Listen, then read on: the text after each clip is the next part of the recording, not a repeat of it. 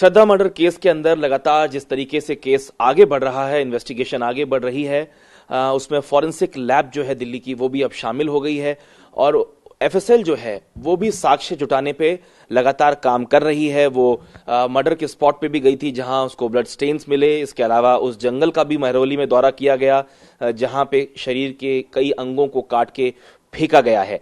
हमारे साथ इस पूरे मसले पे बात करने के लिए दीपा वर्मा हैं जो एफएसएल की डायरेक्टर हैं।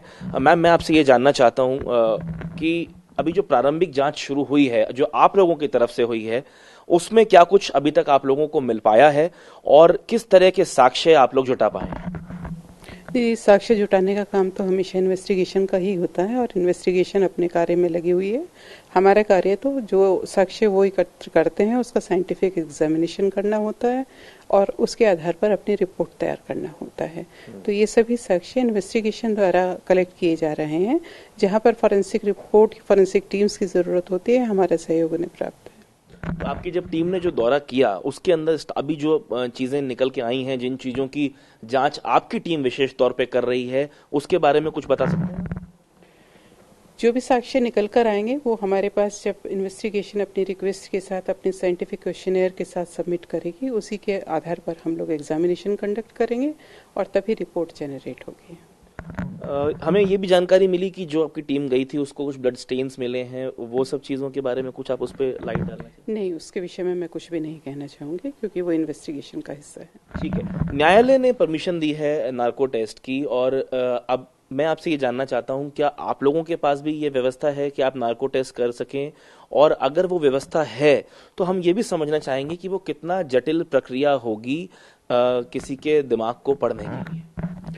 नार्को एग्जामिनेशन की फैसिलिटी हमने 2021 में स्टार्ट किया था और ये एक कॉम्प्लेक्स एक्टिविटी है जिसमें मल्टीपल नंबर ऑफ एक्सपर्ट शामिल होते हैं किसी टेस्ट को करने के लिए और psychological analysis, forensic psychological expert इसमें शामिल होते हैं, मेडिकल टीम भी होती है और फॉरेंसिक साइकोलॉजिस्ट भी रहते हैं। इसके साथ ही टीम में बहुत सारे मेंबर रहते हैं जिन्हें मेडिकल टेस्ट या अदर पैरामीटर्स को एग्जामिन करना होता है।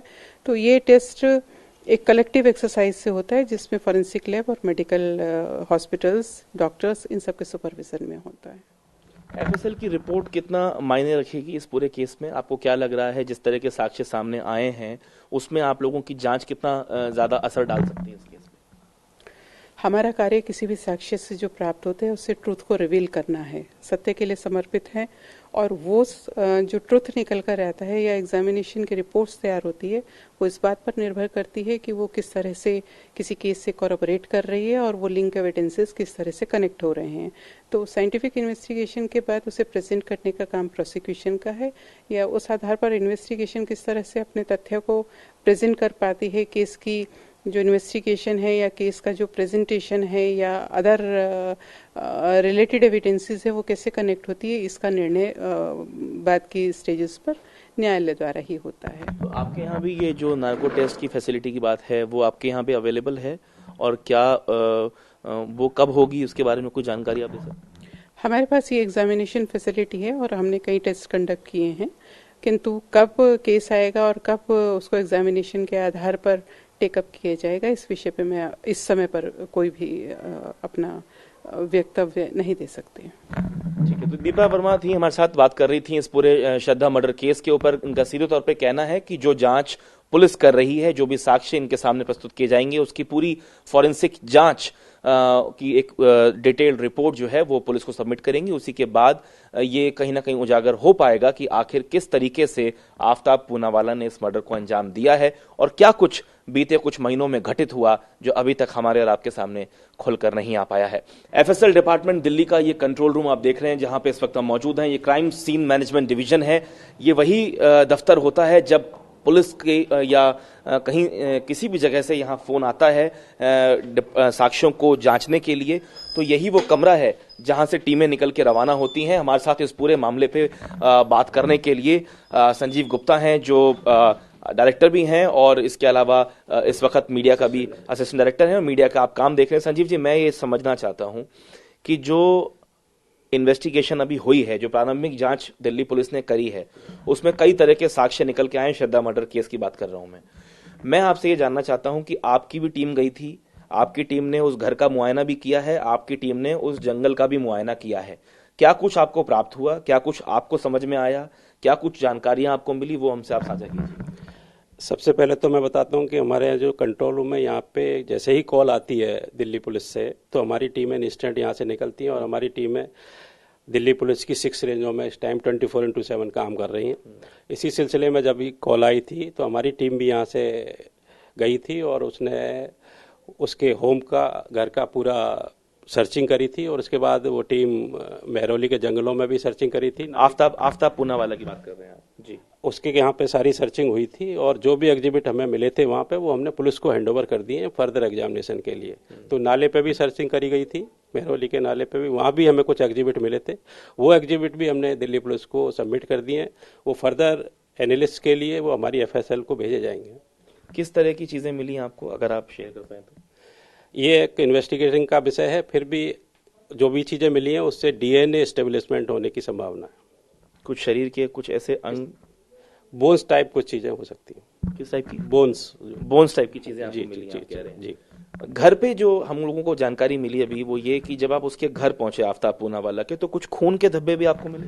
ये मैं आपसे शेयर नहीं कर पा रहा हूँ। हालांकि कोई चीजें कुछ मिली हैं और वो हमने उनको पुलिस को हैंडओवर कर दी है। तो अब ये जांच आगे बढ़ेगी कैसे? हम ये समझना चाहते हैं कि जिन चीजों को आप लोगों ने हैंडओवर किया है, क्या वो तमाम चीजें दिल्ली पुलिस आपको फिर से भेजेगी जांच के लिए? वो सारी एग्जिबिट, क्राइम एग्जिबिट होते हैं, वो हमारी जांच के लिए यहाँ पे आएंगे और यहाँ FSL में उसकी जांच होगी और point of view side DNA के पॉइंट ऑफ व्यू से भी जांच हो उसकी, और जल्दी से जल्दी इसकी जांच की जाएगी। हमारी डायरेक्टर मैडम के इस तरह के आदेश हैं कि इसको केस को जल्दी से किया जाएगा। यहाँ पे DNA की आप बार बार बात कर रहे हैं, मैं ये समझना चाहता हूँ स्टैब्लिश किस तरीके से करती है आपकी टीम? किस तरीके से जो श्रद्धा का DNA है या जो इस व्यक्ति का जो DNA है जो इस वक्त पुलिस की हिरासत में है, किस तरीके से वो पूरे प्रोसेस को अंजाम दिया जाता है?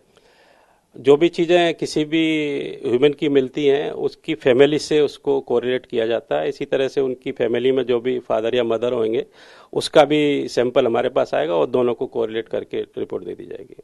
FSL की रिपोर्ट पूरी तरीके से एस्टेब्लिश करने में सामर्थ्य है कि क्राइम किस व्यक्ति ने किया होगा? हम क्राइम से रिलेटेड सारी चीज़ें तो पुलिस ही बता पाएगी, पर DNA की रिपोर्ट हमारे यहाँ से जाएगी। हमने आपकी डायरेक्टर से बात की नार्को टेस्ट के बारे में, उन्होंने कहा कि हमारे पास वो फैसिलिटी भी उपलब्ध है, लेकिन कोर्ट में हम मानते हैं कि वो नार्को टेस्ट की जो रिपोर्ट होती है वो एडमिसिबल नहीं होती, उसको उसकी मान्यता नहीं माना जाता। लेकिन क्या वो बहुत बड़ी हेल्प हो जाती है दिल्ली पुलिस की? बिल्कुल हो जाती है। सच को उगलवाने में नार्को टेस्ट की अहम भूमिका है। तो वो होगा, क्योंकि न्यायालय तो कह चुका है कि उसकी परमिशन, अगर हमारे पास रिक्वेस्ट आएगी दिल्ली पुलिस की तो यहाँ पे वो किया जाएगा। मैं ये देख रहा हूँ कि ये पूरा आपका क्राइम सीन का डिवीजन है, इसके थ्रू अगर आप हमें थोड़ा समझा पाएं कि किस तरह की चीजों को आपकी जो टीम है वो कलेक्ट करती है। देखिए, हमारे पास जो फिजिकल एविडेंस है, सबसे पहले हम blood, semen, saliva, sweat, hair, fibre, fingerprint, document, glass, paint, power residue, इस तरह की जितनी बोन्स, बुलेट्स, आर्सन के केस, ये सारी चीजों को रिकवर करते हैं और ये हमारे सारे क्राइम एग्जिबिट होते हैं। और फिर इन तमाम चीजों को इकट्ठा करके आप साक्ष्य के तौर पे, सबूत के तौर पे पुलिस को सौंप देते? पुलिस को सौंप दिए जाते हैं। वो फर्दर एग्जामिनेशन के लिए, वो मैचिंग के लिए हमारे पास ही FSL में आते हैं फिर। ठीक है जी। तो अभी तक जो जांच आगे बढ़ी है, अगर मैं आपसे समझना चाहूं, उसमें आपको क्या लग रहा है अभी कितना समय इसमें और लग जाएगा? क्योंकि पुलिस भी लगातार जांच कर रही है, केस बहुत मीडिया में हाईलाइटेड है, कितना समय लगेगा आपको ये साबित करने में कि जो गुनहगार है वो वही व्यक्ति है जो पकड़ा गया? हम लोगों के पास जो एग्जिबिट भेजे जाएंगे सिर्फ उसी की जांच करेंगे हम लोग, और जो भी रिपोर्ट पुलिस की क्वारी होगी वो दे दी जाएगी इस संबंध में। ठीक है, आपने हमसे बात की, बहुत बहुत शुक्रिया। तो सीधे तौर पे संजय गुप्ता बता रहे हैं कि अब FSL ने जो साक्ष्य कलेक्ट किए हैं, चाहे वो नाले की तरफ के हों, महरौली के जंगल में हों, या फिर जो साक्ष्य घर में मिले हैं जहां खून किया गया, जहां फ्रीजर में रखा गया, इन तमाम तरह के साक्ष्यों को इकट्ठा करके, एग्जिबिट्स को इकट्ठा करके दिल्ली पुलिस को सौंप दिया है। अब दिल्ली पुलिस तय करेगी कि उन साक्ष्यों में से कौन से वो साक्ष्य होंगे, सबूत होंगे, जो यहां FSL के दफ्तर में रोहिणी में भेजे जाएंगे। उसके बाद उसकी फॉरेंसिक जांच होगी, उसमें DNA सैंपल मैच कराया जाएगा, और अगर ऐसा होता है तो निश्चित तौर पे पुलिस की जांच को जो है वो बल मिलेगा और जल्द से जल्द इस मामले में जो है आगे सुनवाई आगे बढ़ सकेगी। कैमरामैन हरीश के साथ शिवांग माथुर, TV9। दिल्ली एनसीआर की हर छोटी बड़ी खबर जानने के लिए सब्सक्राइब करें अपना पसंदीदा चैनल TV9 दिल्ली एनसीआर। साथ ही बेल आइकन जरूर दबाएं, जिससे हर खबर सबसे पहले पहुंचे आप तक। फेसबुक पर हमें सर्च करें @TV9 दिल्ली एनसीआर। वहीं ट्विटर पर हमें फॉलो करें @TV9 दिल्ली एनसीआर पर, और इंस्टाग्राम पर हमें फॉलो करने के लिए सर्च करें @TV9 दिल्ली एनसीआर।